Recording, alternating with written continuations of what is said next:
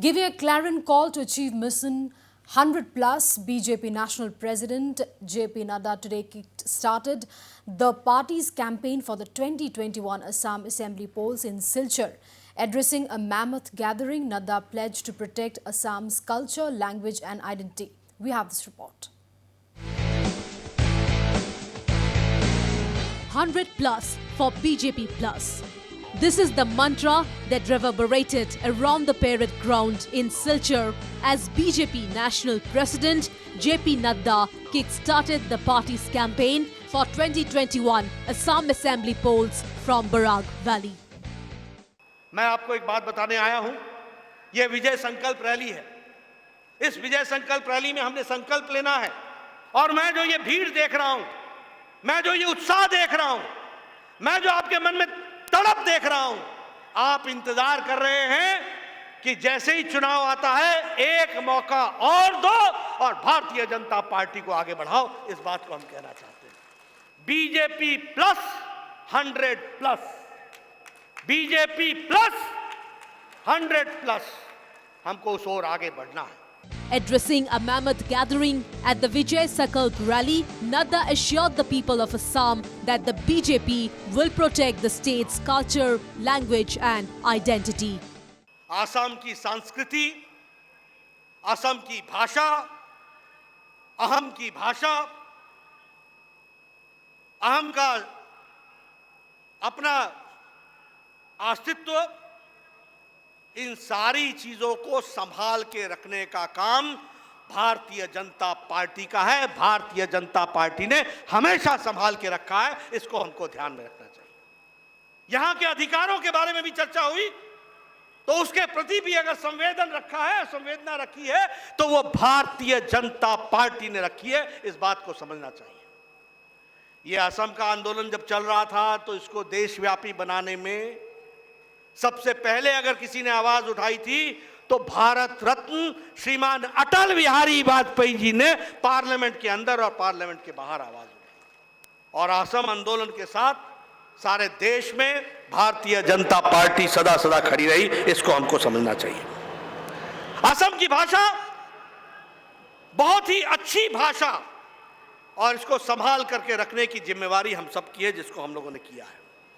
और असम को देश में भी स्थान देने की बात आई तो वो हमेशा एनडीए की सरकार रही है। फिर चाहे वो भारत रत्न देना हो भूपेंद्र हजारिका जी को तो नरेंद्र मोदी जी की सरकार आती है। अगर हमारे लोकप्रिय गोपीनाथ बोरदोले जी को देना हो तो वो अटल जी की सरकार होती है, जो भारत रत्न से सम्मानित करती है। The BJP president's assurance comes amid launch of several new regional parties in the state which have accused the ruling party of not being fully sincere in safeguarding Assam's Jati, Mati and Bheti. In a symbolic gesture, Nadda also termed the Barag Valley as special for the BJP and thanked its people for backing the party all along. मैं आयोजकों को इसलिए बधाई देना चाहता हूं कि उन्होंने विजय संकल्प रैली की शुरुआत बराक वैली से किया है, जहां भारतीय जनता पार्टी की नींव है। और भारतीय जनता पार्टी ने सबसे पहले अगर यश पकाया है तो वह यश हमें बराक वैली में आशीर्वाद के रूप में मिला है। इसलिए आप सबको कोटि कोटि धन्यवाद। Taking a dig at the opposition Congress, Nadda said that undone projects were completed swiftly after the BJP came to power in the state in 2016. He also termed the 15 years of Congress as a period when no development took place in the state.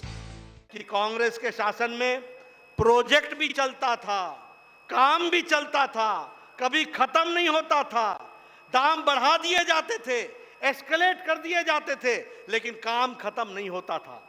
NDA की सरकार आई, मोदी जी की सरकार आई, 2016 में सर्बानंद सोनोवाल जी बैठे, भूपेंद्र हजारिका जी का नाम पर बनने वाला सेतु उसको कंप्लीट कर दिया गया। रेल कम रोड का जो बोगी बील ब्रिज था वो भी कंप्लीट कर दिया गया। असम का जो गैस क्रैकर प्रोजेक्ट था उसका भी काम पूरा हो गया। ये बात हमको ध्यान में रखनी चाहिए। Nadda also accused the Congress of ignoring indigenous communities and stalwarts from the state, even as he highlighted the BJP's efforts to grant ST status to 6 communities.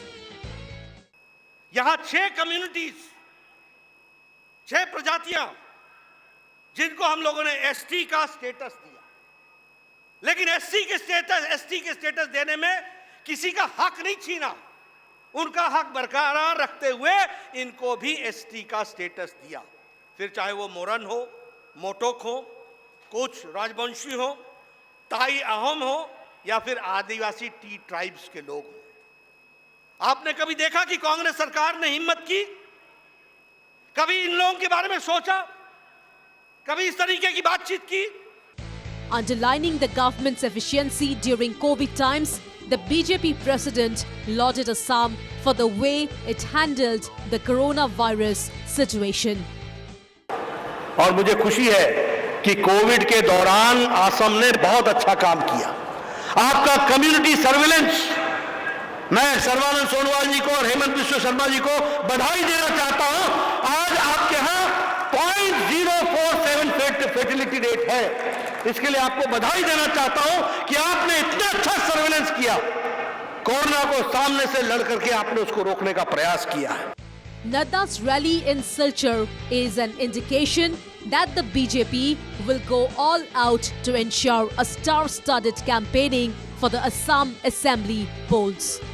A sweeping victory will once again stamp BJP's authority in a state where the opposition has been trying to portray it as anti-indigenous. News Desk Report, Northeast Live. Meanwhile, Assam Chief Minister Sarbanand Sonowal urged the people of Barak Valley to ensure BJP's victory in all 15 seats in the area.